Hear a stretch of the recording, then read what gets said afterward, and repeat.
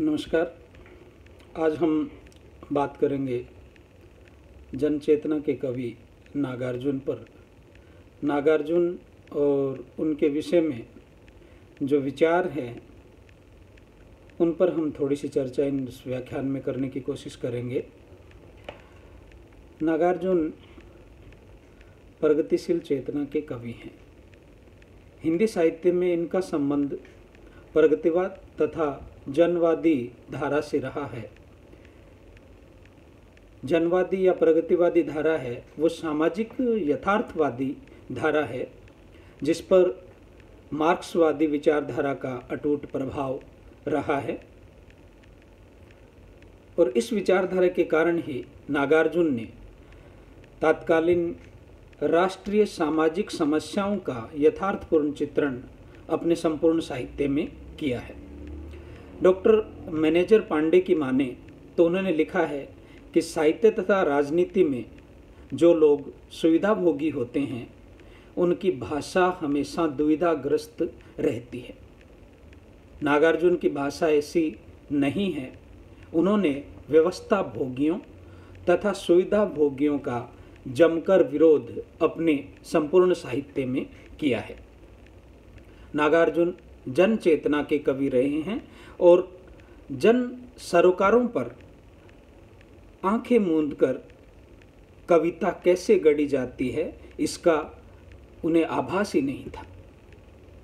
विष्णु प्रभाकर जी ने नागार्जुन को कबीर की तरह निर्भीक और अक्खड़, तुलसी की तरह लोक मंगल की साधना करने वाला, निराला की तरह महाप्राण और पंत की तरह रस रंग संपन्न तथा प्रेमचंद की तरह प्रगतिशील कहा है।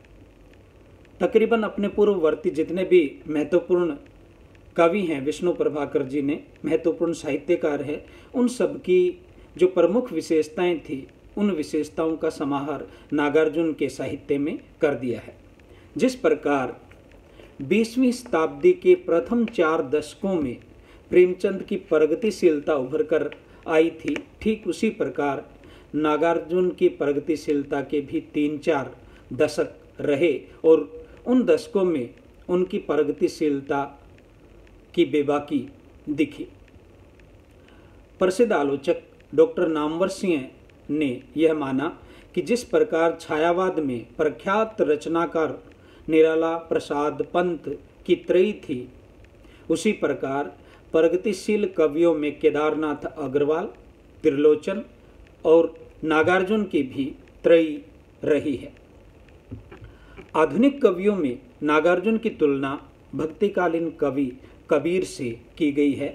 जिस प्रकार कबीर सामाजिक रूढ़ियों पर बेलाग आक्षेप करते हुए हमें दिखाई देते हैं, उसी प्रकार नागार्जुन आधुनिक परिवेश की राजनीतिक पूंजीवादी सड़ांध पर अबाध रूप से उक्ति लिखते हुए दिखाई देते हैं। डॉक्टर नामवर सिंह ने इसी वजह से नागार्जुन को आधुनिक युग का कबीर की संज्ञा दी है। हालांकि प्रभाकर माचवे ने अगे को आधुनिक कबीर कहा है, परंतु इन दोनों की मान्यताओं में बुनियादी फर्क था। प्रभाकर माचवे अगे में रहस्यात्मकता के कारण उन्हें कबीर कहते हैं, जबकि डॉक्टर नामवर सिंह ने व्यंग्यपरकता के कारण नागार्जुन को कबीर की संज्ञा दी है। साहित्य में कथनी और करनी का जो अद्वैत है, उस अद्वैत को स्थापित करने वालों में या उस अद्वैत को मिटाने वाले आधुनिक कवियों में नागार्जुन की प्रासंगिकता आज भी अक्षुण्ण है। विष्णु प्रभाकर ने कहा है कि नागार्जुन की भाषा अटपटी तथा अनगढ़ जरूर थी, लेकिन अर्थयुक्त थी। डॉक्टर नामवर सिंह ने भी नागार्जुन की भाषा और संवेदनाओं के बीच अटूट संबंध को स्वीकार किया है और स्वीकार करते हुए लिखा है कि नागार्जुन ने अपने भावों की अभिव्यक्ति में यह सतत ध्यान रखा कि कलात्मक मूल्यों की कहीं बलि न चढ़ जाए। नागार्जुन की रचनाओं के 3 प्रमुख केंद्रीय मुद्दे रहे हैं: राजनीति, समाज और जन चेतना। स्वतंत्रता आंदोलन की धधक से लेकर स्वाधीनता पश्चात की घिनाती हुई राजनीति को भी नागार्जुन ने अपनी रचनाओं में प्रमुखता से स्थान दिया है। स्वाधीनता के बिखरते हुए मूल्यों के प्रति जैसी वेदना नागार्जुन में दिखी वह अन्यत्र दुर्लभ है। लोकतंत्र के मुखौटाधर्मी स्वरूप को पूरी तलखी से चित्रित करने में नागार्जुन का कोई सानी नहीं है। स्वतंत्रता के पश्चात जिन समाजवादी आदर्शों की कामना की गई थी उनकी असफलता तथा लोकतंत्र और पूंजीवाद की साठगांठ से उत्पन्न षड्यंत्रकारी व्यवस्था को नागार्जुन ने बेनकाब करना चाहा है। उन्हीं की पंक्तियों में यदि कहें कि खादी ने मलमल से गुपचुप साठगांठ कर डाली है, खादी ने मलमल से गुपचुप साठ कर डाली है, अब तो टाटा बिड़ला डालमिया की 30 दिन दिवाली है। और स्थितियां आज भी बदली नहीं है। नागार्जुन की प्रासंगिकता इसी में है। कुछ और उदाहरण अगर हम उनके देखें, आए दिन बहार के श्वेत श्याम रत्नार अंखियां निहार के, लौटे हैं कल दिल्ली से टिकट मार के, सिंडिकेटी महाप्रभुओं की पग धुरी झार के, खिले हैं दांत जो दाने अनार के। डॉक्टर नामवर सिंह जिस व्यंग्यात्मकता की बात कर रहे थे उस व्यंग्य की तीखी धार इन कविताओं में हमें बखूबी दिखाई देती है। नागार्जुन को आलोचकों ने भावों के आवेग का कवि कहा है, भावों के आवेग का कवि, और इसकी प्रमुख वजह उनकी प्रगतिशीलता थी। परंतु नागार्जुन की प्रगतिशीलता मुक्तिबोध की प्रगतिशीलता से बहुत अलग थी।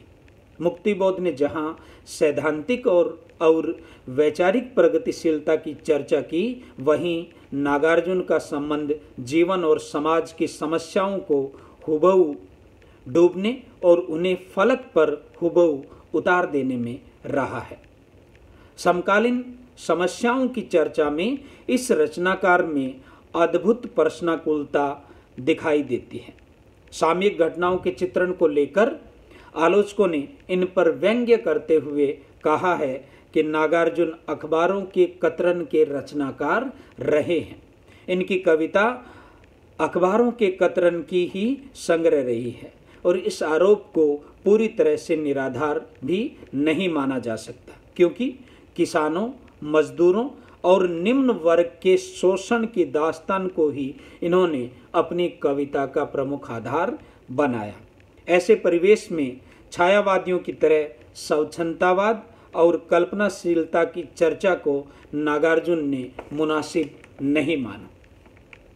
अगर उन्हीं की पंक्तियों में हम कहें कि कैसे लिखूं मैं शांति की कविता, कैसे लिखूं मैं शांति की कविता, चैन अमन को कैसे कड़ियों में बांधूं, मैं दरिद्र हूं पुस्त दर पुस्त की यह दरिद्रता, कटहल के समान खुरदरी जीभ से मेरा लहू चाटती आई है।